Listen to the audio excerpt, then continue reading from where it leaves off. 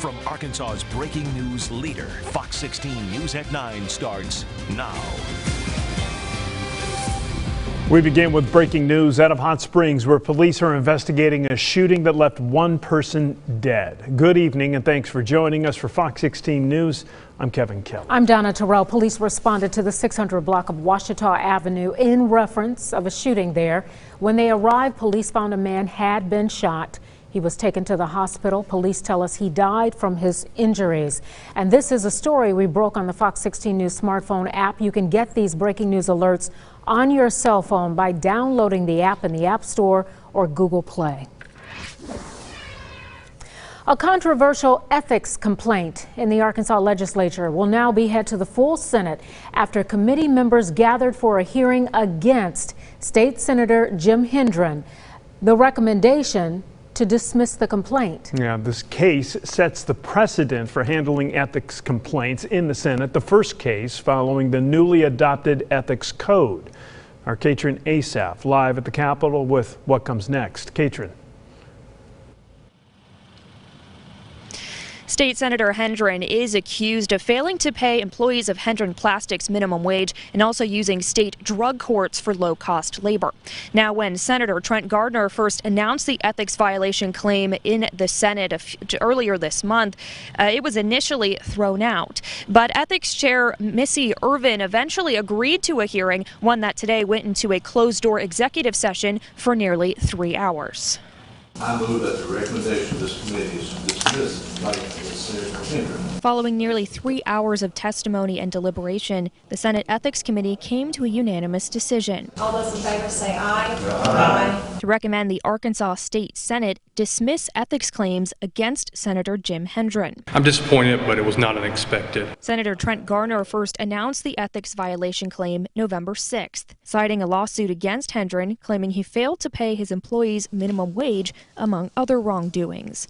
Lawmakers voted to dismiss his claim, but Ethics Committee Chair Missy Irvin took up the case again, saying that vote was incorrectly cast by the 93rd Assembly. The proper body to take up an ethics violation by and against a member of the 92nd General Assembly during the 92nd General Assembly is the current Senate. Gardner says he's happy that a full hearing was conducted, but is disappointed Arkansans could not be involved in the hours-long executive session held behind closed doors. The most disappointing aspect is, instead of this investigation being done in the public light so that the general population could hear the charges and react, it was done in the dark of the back room. But not all were troubled by the meeting. In a verbal statement, Senator Hendren said he was pleased that the committee came to the same decision as the initial vote and is looking forward to getting back to business and representing the people of Arkansas. Regardless of the outcome, the historic nature of this hearing remains, as it marks the first ethics investigation held under the new Senate Ethics Code adopted in 2018. How we proceed sets a precedent for how the Senate will handle any future ethics violation allegations. From here, the full Senate will vote on this complaint. Now, the committee has 20 days to send their recommendations over to the full Senate before that vote, and then lawmakers then have 10 days from that point in order to conduct that vote and make a decision. Of course, we'll continue to keep you updated on this ethics violation claim. Reporting in Little Rock, I'm Katrin Asaf. Back to you. All right, Katrin, thank you. You won't be seeing scooters in the streets anytime soon. The Little Rock Board of Directors voting tonight to hold off on an ordinance allowing Lime scooters in city streets for 2 more weeks, while directors work to make sure the motion would include as much regulation as possible. Now, if it eventually passes, the current wording of the ordinance would require Lime scooters to only operate in bike lanes and streets and would ban the electric vehicles from city sidewalks. It would also require all kids 16 and under to wear a helmet when operating the scooters and would treat scooters similar to bikes in city regulations. Directors had too many questions regarding the agenda item tonight and decided to hold off until their next meeting. And the Board of Directors also voted to pass a resolution selling property owned by the city to UAMS to build a new daycare center and parking lot. The facility would be used by students, patients, and the community. The sale includes a total of 19 lots on Jonesboro Drive, which will be sold to UAMS for $1. UAMS must now present its proposed construction plan to the University of Arkansas for approval. A Fox 16 News update. The mayor of Stuttgart says the city is creating a social media policy after a controversial post was made recently by Chief of Police Mark Duke. In the post, Chief Duke wrote in part, and I'm quoting here, "Biden ain't my president. They are all criminals who cheated and stole this election," end quote. The post was taken down after many in the community called for his resignation. Well, today, Mayor David Erne broke his silence on the matter, issuing a statement which reads, "We are all aware of the negativity that can spread on social media. I've accepted the apology and the regret from Police Chief Mark Duke. I propose a social media policy be drafted immediately through counsel of the city attorney." A crime alert tonight. A traffic stop in Conway ends with a 68-year-old man arrested after police found bags of drug paraphernalia. This happened Monday night on I-40. Conway police say the driver was drifting back and forth in the lanes. Police say they found an open container and the smell of marijuana. According to police, they found 3 trash bags and a box labeled bed frame filled with over 100 pounds of marijuana. The estimated street value is around $315,000. The marijuana was in vacuum sealed packages. There were about 100 of these packages, and once they got it back here to the police department and were able to weigh it, it was about 105 pounds. The driver is facing several charges, including possession of a controlled substance, open container of alcohol in a vehicle, and improper lane change. A Hot Springs woman who authorities say was the head of an extensive drug distribution network in Garland County will be spending the next 25 years in federal prison. 39-year-old Leslie Christine Augusta Galo was sentenced yesterday. She was indicted by a federal grand jury in October of last year. She then pleaded guilty in U.S. District Court.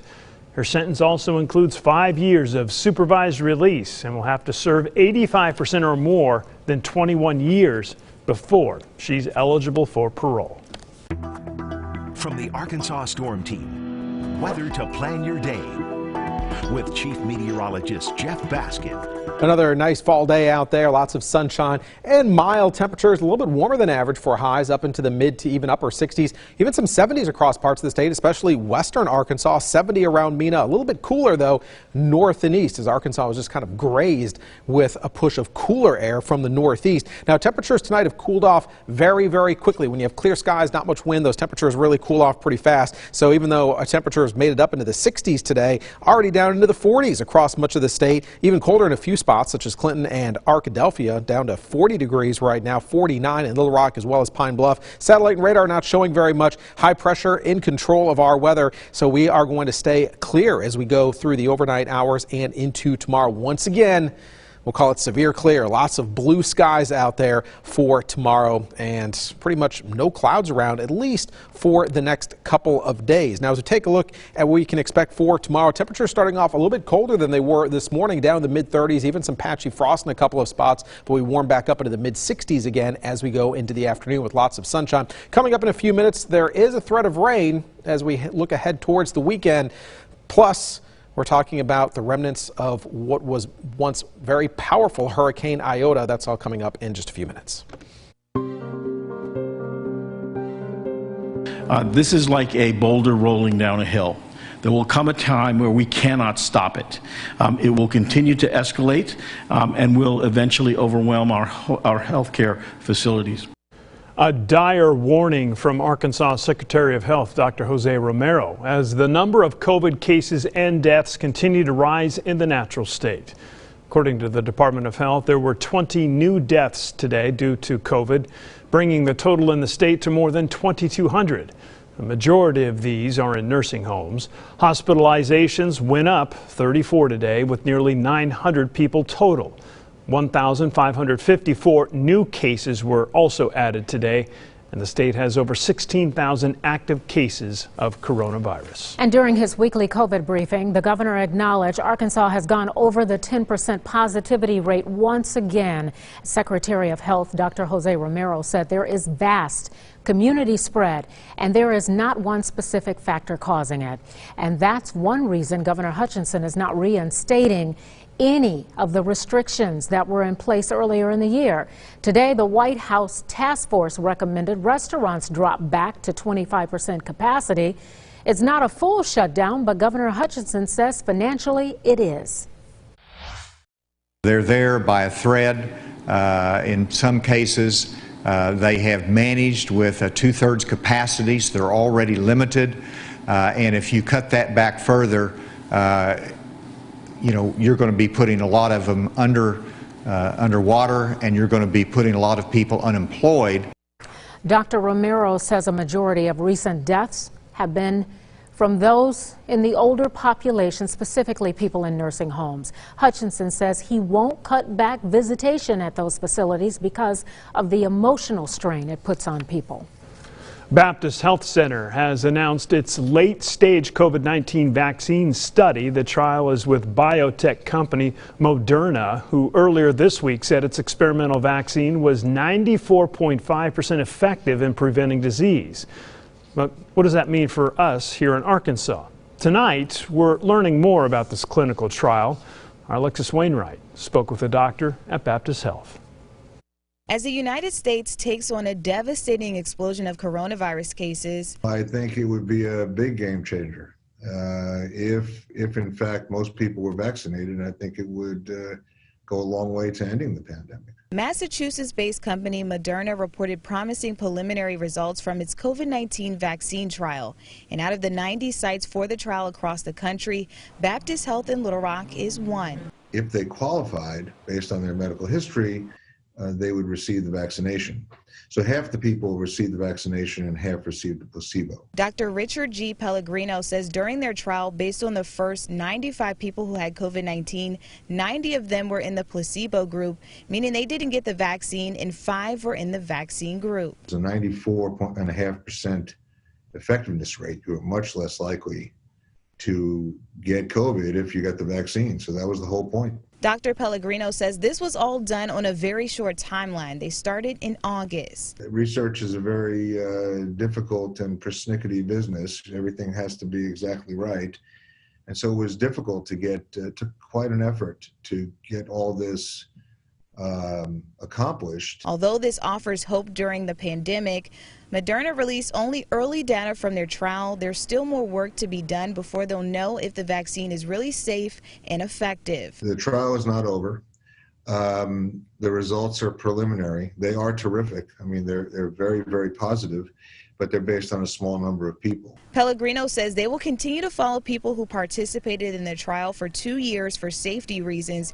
He says he understands people have reservations about getting the vaccine, but I think the data is objective and it works, and I certainly would take it. But, I understand that people have reservations, and I think you just have to follow your own mind.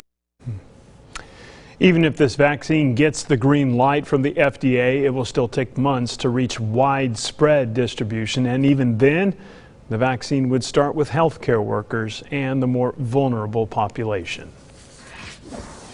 Tomorrow night at 9, a special report on child exploitation. As technology constantly evolves, predators use it to find new ways to take advantage of children and teens. Right now, because of the pandemic, more kids are home and learning virtually on their phones, computers, tablets, and they may be doing it without supervision while you work. The FBI and U.S. Attorney General's office are in charge of finding and prosecuting predators. They say they may handle 50 to 60 child exploitation cases a year, and each one may have 2 victims or as many as 20. Right now, they're seeing an uptick. We believe some of that is attributed to the fact that we have more children and more parents and adults at home on their media devices. How much freedom should your kids have on the internet? Should you know their passwords? And advice from the experts. This special report airs tomorrow night right here on Fox 16 News at 9. Well, the opening of a new food truck in Hot Springs is already making many barbecue fans' mouths water. After covering the story, we even got a delicious taste of this new mobile restaurant in the newsroom. I know I enjoyed it. More on McClard's food truck is coming up. would hurt our allies and delight the people who wish us harm. Coming up at 9:30, reaction from those on both sides of the aisle as President Trump orders troops to be withdrawn from both Afghanistan and Iraq before Inauguration Day. Why some lawmakers say that may not be a good idea. From the Arkansas Storm Team, weather to plan your day with Chief Meteorologist Jeff Baskin. You have dry air, clear skies, not much wind. You can wind up with some pretty big temperature variations from nighttime to daytime, and that's been the case, and that's certainly going to be the case tomorrow, where temperatures are going to start off in the morning hours down in the mid-30s, even near freezing, especially north and northeast, some patchy frost likely. But then we warm right back up as we go into the afternoon. Lots of sunshine. Temperatures will wind up about 30 degrees warmer up into the mid-60s. So actually, even though it's going to be a cold morning, temperatures will be a little bit above average for high temperatures, then up near 70 on Thursday and well up into the 70s as we get into Friday and Saturday. Now, let's take a look at the satellite and radar this evening. Not a whole lot to show you because we have high pressure controlling our weather, although we did have a bit of a push of some colder air come down through the Ohio Valley, just kind of grazing Arkansas. That's why temperature is a little bit colder tonight compared to last night and this morning, but not really by all that much. Temperatures across the state, coolest mainly across parts of northeast Arkansas, already down into the mid-40s, 41 around Jacksonville, 37, typical cold spot around Clinton, 45 in Conway, and temperatures generally in the mid to upper 40s south. Right now in the Little Rock area, we have clear skies out there. 49 degrees. The temperature has dropped pretty quickly. The air is pretty dry. Dew point, a measure of how much moisture is in the atmosphere, down to about 33. And that's a good indication of close to where that low temperature will get to. So mid-30s looks like a good bet for Little Rock area, and winds light out of the east at 6 miles per hour. But those winds likely pretty much diminishing completely as we get towards tomorrow morning. Now tomorrow, clear and cold for the morning, and then sunny and mild as we go into the afternoon. Gradual warming trend as we get towards later on in the week as we start to get more into a southerly flow. That will eventually bring in a little bit of Gulf moisture, a bit of an increase in clouds, but we stay dry at least through the end of the week. Now as we head into the weekend, Saturday, a few clouds around, but likely staying dry, and temperature is pretty warm for this time of year, up into the 70s for highs. Now as we go into Sunday, wave of low pressure moves along that front, and that's going to start to push the cold front into the state as we go into Sunday. That's going to bring some showers. Wouldn't even rule out an isolated thunderstorm. Not looking at really much of a chance for severe weather associated with this. But right now the timing still a little bit uncertain because this is a few days out, so the timing of this could certainly change quite a bit. And then behind that front, we're going to get quite a good push of some cooler air, although it's really not going to be all that much below average for this time of year. By late November, even if you have high temperatures in the 50s, that's really not all that unusual at all. Now, we did have a powerful hurricane make landfall in Nicaragua yesterday, just 2 weeks after Hurricane Eta made landfall along the Nicaragua coast as a Category 4 hurricane. Iota, which made landfall yesterday, now down to a tropical storm. Still see that circulation, although the low-level circulation getting ripped apart by the mountainous terrain, although causing serious flooding. Landfall was yesterday evening, just about 15 miles south of where Hurricane Eta made landfall. It was about here, and then Iota made landfall here as a high-end Category 4 hurricane, actually quite possibly the strongest hurricane in the Atlantic Basin to make landfall during the month of November. So for tomorrow, temperature starting off in the mid-30s, but warming up quickly near 60 by about lunchtime. High temperatures up into the mid-60s, and for the evening hours, those temperatures falling back into the upper 40s to around 50 degrees. Here's that 7-day forecast. Mid-60s tomorrow. We're up near 70 on Thursday. A little bit breezy as those winds increase out of the south. Temperatures up into the mid-70s for Friday and Saturday, and certainly not as cool at night either with that increase in Gulf moisture. Front comes through on Sunday with some showers, possibly a thunderstorm, and then here comes that cooler air for the early part of next week with highs likely only in the 50s. We'll be right back after this. You're watching Fox 16 News at 9. Covering Pine Bluff, Arkadelphia, Little Rock, and all of Central Arkansas.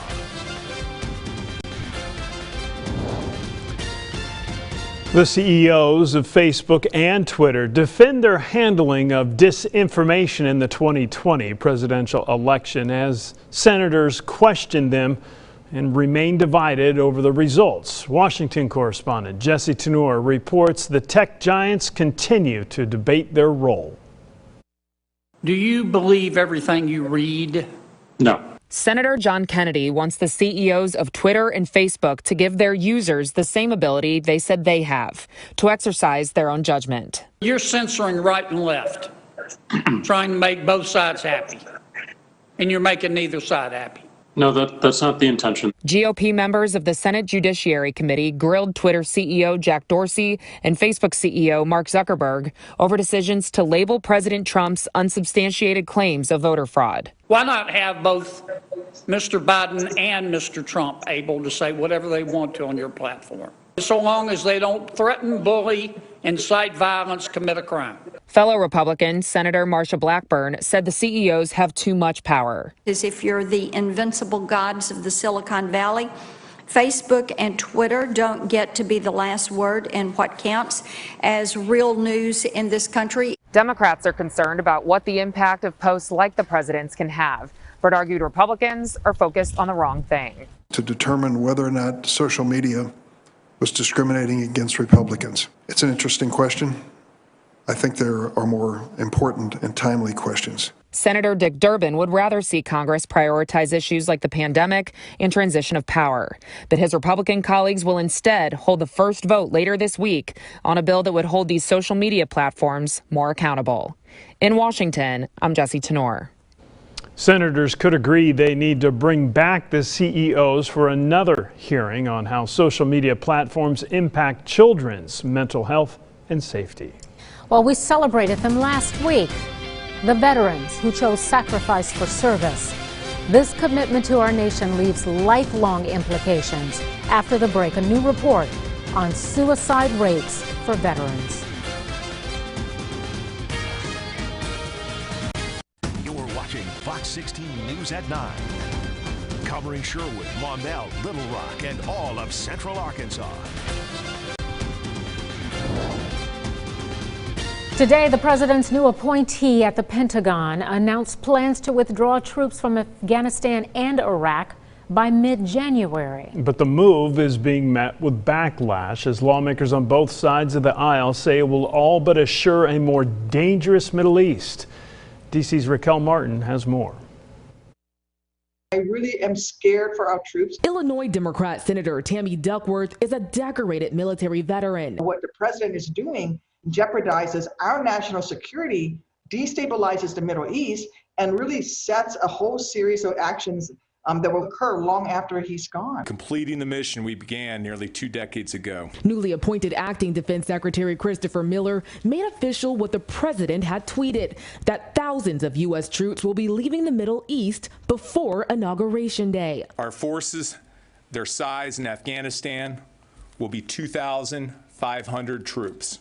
Our force size in Iraq will also be 2,500. Former Defense Secretary Mark Esper warned against the withdrawal of troops before the president fired him. And Republican lawmakers like Senator Mitch McConnell are not lining up behind the president. Would hurt our allies and delight the people who wish us harm. We've forgotten the real danger of an Afghanistan, almost pre-9/11, which I fear it would return to again. Republican Illinois Congressman Adam Kinzinger was an Air Force pilot who served in Iran and Afghanistan. He says the president risks erasing decades of progress. Makes negotiations impossible, and it would almost guarantee that the Taliban would hold out and then fight to take back the Afghanistan government. But Kinzinger says there's little Congress can do to stop the president. In Washington, Raquel Martin. Arlington National Cemetery canceling its yearly Wreaths Across America event because of the spike in COVID cases in the region. It usually consists of hundreds of volunteers placing wreaths at the grave sites of veterans and fallen service members every December 19th. Cemetery officials did try and consider several options to hold the event safely, but determined none of those were possible. Family pass holders and visitors can still visit the cemetery and place graveside tributes of privately purchased flowers or wreaths. Well, a new VA report shows the suicide rate for veterans picked up is almost 2 times higher than the civilian rate. And the new numbers urging lawmakers to push for mental health resources and make them more accessible. Basil John reports on why experts and members of Congress are concerned about this new data. Over Over 17 veterans a day take their own life. Virginia Senator Mark Warner is concerned for the country's veterans as a new report from the VA shows the rising rate of veteran suicides. Veterans are at an increased level of risk for suicide than the average American. Retired Colonel Michael Hudson says the veteran suicide rate is almost 2 times higher than the civilian suicide rate. We should be using modern technology and focusing that outreach at veterans as they begin to get into crisis. The study also shows an increased risk for those who don't get help from the VA. What we found is that 2/3 of these veterans who take their own lives have had no contact with the VA. Warner's bipartisan bill expands veterans' access to mental health services to reduce the rate and increase outreach from the VA and nonprofits. This is just an effort to marry these resources, and my hope is that we can bring these numbers down because they are still way too high. This report does not include data from 2020, but Hudson and Warner say they expect the pandemic is making things worse. I would be very afraid of seeing what the numbers might be this year. In essence, as COVID ticks down, veteran suicide is not going to map directly to it. It's going to lag behind it. And Hudson says the numbers could continue to rise as we get closer to the holiday season. Reporting in Washington, I'm Basil John. Since 1928, McClard's Barbecue has never strayed from tradition. In 2020, it's been the year of change. Well, the McClards sold their restaurant and they are branching into new cities. Our Claire Kreitz shows us how this small town business is bringing their famous flavor to the capital city. Since 1928, McClard's Barbecue has built quite the reputation. Whether it's the smoked meats or famous tamale spreads, it's brought former presidents and actors right into these booths. Aerosmith, that was my favorite out of all of them. Scott McClard grew up in this restaurant from the time he could walk to when he could actually earn a paycheck. That was my first job, was busboy helper. I couldn't even make it to busboy. Now you'll find him in the kitchen cutting the ribs and getting the orders out. That's your ribs. He says the recipe to their success, we don't change much. A business built in tradition. Then came 2020. And it was tough. In May, the McClards were faced with the decision, close up shop or sell. Both my partner and myself are Hot Springs. Dean Jennings is now the one running the kitchen, and with new owners comes new ideas. Don't worry, he's not changing anything on the menu. Still doing everything the same, the way they do it. They still make the food, smoke the meat, and the pits they have. Instead, he's bringing these classic cuts to the capital city. Most important part in the back, obviously, we have our own Old Hickory smoker that we brought in onto this truck. Putting the McClard's flavor on wheels. It's a modern representation of this historic name. I've got to create the exact same product inside that people love, as well as inside this truck, and taste the exact same. For Scott McClard, straying from almost a century of tradition definitely brings some nerves. He's never waded off of deep waters in this before. But he says he'll be there every step of the way, from the second the doors open, keeping his fingers crossed they clean out the kitchen day one. I think we will, and I hope we do. Need to bring that truck right over to Fox 16 real quick.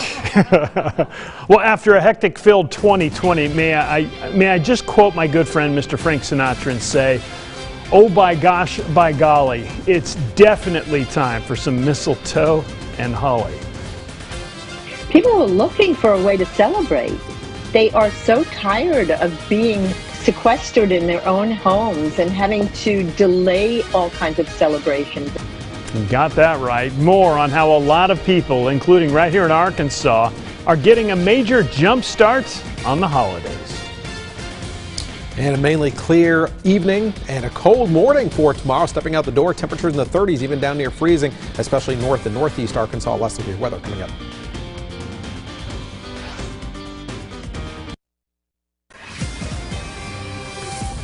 And we are following more breaking news out of the city of Little Rock, where tonight's city board meeting, Director Lance Hines called for a resolution to express no confidence in LRPD Chief Keith Humphrey. This is just the latest action we've seen taken against the chief. Just this past year, we've seen several lawsuits filed against the chief by his own assistant chief. The Fraternal Order of Police also voting no confidence in the chief. This was back in June. And just last week, a judge ruled Chief Humphrey broke the law by not releasing employees' own personnel records.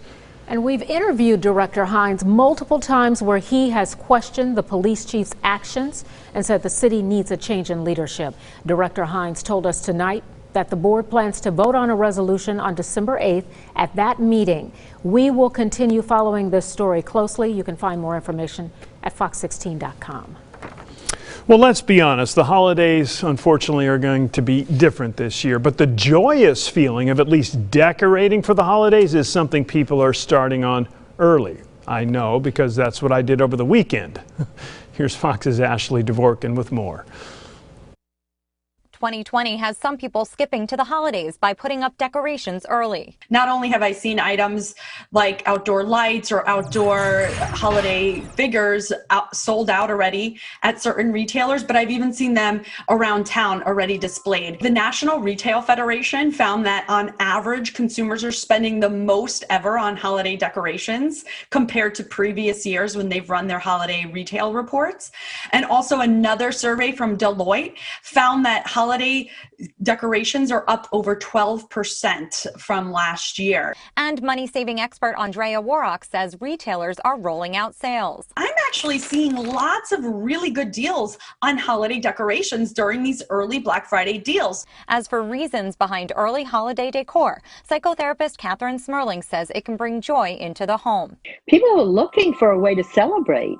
They are so tired of being sequestered in their own homes and having to delay all kinds of celebrations, including weddings, and now it's Thanksgiving, but weddings and anniversaries and birthdays that haven't been able to be celebratory. She adds it's also a positive activity to do as a family. A couple of things that keep families together are rituals and having something to look forward to. Two wonderful things we can accomplish by decorating early and being enthusiastic about it.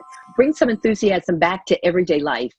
It's really what we all need. It's the medicine that we all need. In Hollywood, Ashley Dvorkin, Fox News. And hopefully all of your light bulbs will work this year. Right. I think people really need to decorate because of COVID and everything that's going on. They just need something that's uplifting. I had a blast doing it myself. Wes Moore did it too, but that's another story for another time. Let's talk sports. On to LSU for the Arkansas Razorbacks. We're moving away from that Florida game, right? No doubt about it. It's time to win a trophy. Coming up in sports, head coach Sam Pittman gives us a report on LSU. Also, Mickey Spagnola gives us the latest on the Cowboys quarterback situation, and we'll preview one of the big games Friday night, Parkview at Sylvan Hills. Stick around, Fox 16 Sports is next.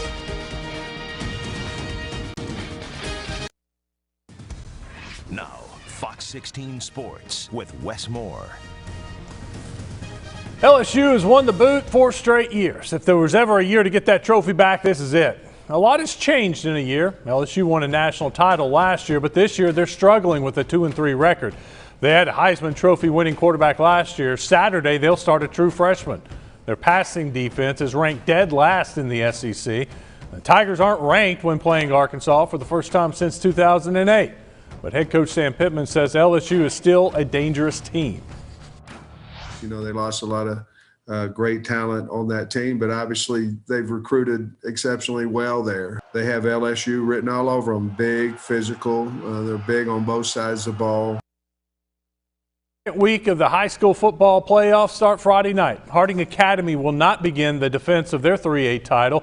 Harding Academy's opponent, Smackover, pulled out of the playoffs today. That means Harding Academy advances to the next round. Sylvan Hills and Parkview are hoping to move on to the semifinals. Fox 16's Nick Walters takes a look at this big game. The road to War Memorial is being paved as the chase for a state championship continues on Friday. One of the premier quarterfinal matchups in Arkansas features a 6A East versus 6A West showdown. Sylvan Hills hosting Parkview. It's probably going to be one of the best high school football games, I think, maybe all of this year. Well, it's the biggest game of the year. He's now in the quarterfinals. There's no soft teams in the schedule. Of course, it's not going to be a cakewalk Friday. It's a very important game that if we want to succeed and go on further, as you said, we need to win. Some similarities between the two. Neither team has lost in over a month. Each dominated their first-round opponent, and they both flourish pounding the rock.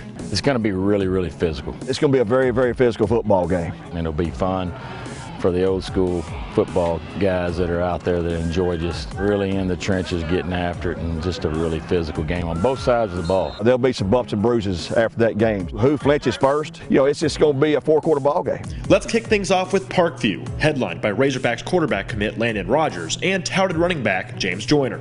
The Patriots went 7-1 in the regular season, their only loss coming to Benton after taking 3 weeks off due to positive COVID tests. Since then, 5 straight Parkview wins, capped off by a 42-7 win over Searcy last week. We had that 2.5 weeks that we were off. That set us way back. Once we got back from that and kind of overcame that 2.5 weeks of not even practicing at all, no conditioning or anything, and we were able to gain back what we had lost and then plus some. I think that with Landon's leadership, we've done a great job. Despite being under a brand new head coach in Chris Hill, Sylvan Hills went 7-3 on the season, dropping their first 2 games and only losing in conference to Marion. Since early October, the Bears have rattled off 6 straight wins, most recently downing Russellville 54-19. Well, I think we just kind of got more comfortable. It's everybody missed the summer with team camps and everything, but when you're installing a new offense and new defense, it makes it even tougher. Our first live reps were against Maumelle week 1. We've gotten a little bit better every week, and it's going to take our best effort Friday night. It's going to be a good one here on Friday night. Catch all the highlights on Fearless Friday. Nick Walters, Fox 16. The bye week is over for the Dallas Cowboys. Now it's on to the Minnesota Vikings. Mickey Spagnola from the Silver Star Nation joins us now. He gave us a homework assignment to watch the Vikings game on Monday Night Football. Mickey, I like their defense. I think they get after the quarterback, but how do the Cowboys stop Dalvin Cook? Yeah, that's the $64,000 question, because they've got to be able to do it. You look at what Chicago did Monday night, and you say, wow, the Bears stopped Dalvin Cook. Well, he had 96 yards. Now, he did run it 30 times. So they did a really nice job of containing him at the line of scrimmage. They didn't allow him to get in space. That's what the Cowboys have to do. You can't let that guy get going. What you want to be able to do is stop him with your front 7. If you got to start devoting another player, bringing up a defensive back, a safety into the box to be able to contain the run, then you make yourself vulnerable to Kirk Cousins. All right, Mickey, I keep thinking about the quarterback situation. The Cowboys have already started 4 quarterbacks this season. Who's it going to be Sunday? I think it's going to be Andy Dalton. If all goes well, he gets out of the COVID-19 protocol, and he practices well after being out almost 3 weeks now. If all that goes well, then I think they're going to say, okay, we're going with the experienced quarterback. He gives us a better chance to win games than a guy that started his first game in the NFL just a little bit more than a week ago. All right, thank you, Mickey. And I forgot to tell you, you can watch live high school football Friday night. Catholic takes on Little Rock. We will broadcast that on KARZ. That's going to do it for tonight. Thank you for watching. Remember, you can follow us anytime online at fox16.com. Good night, everybody.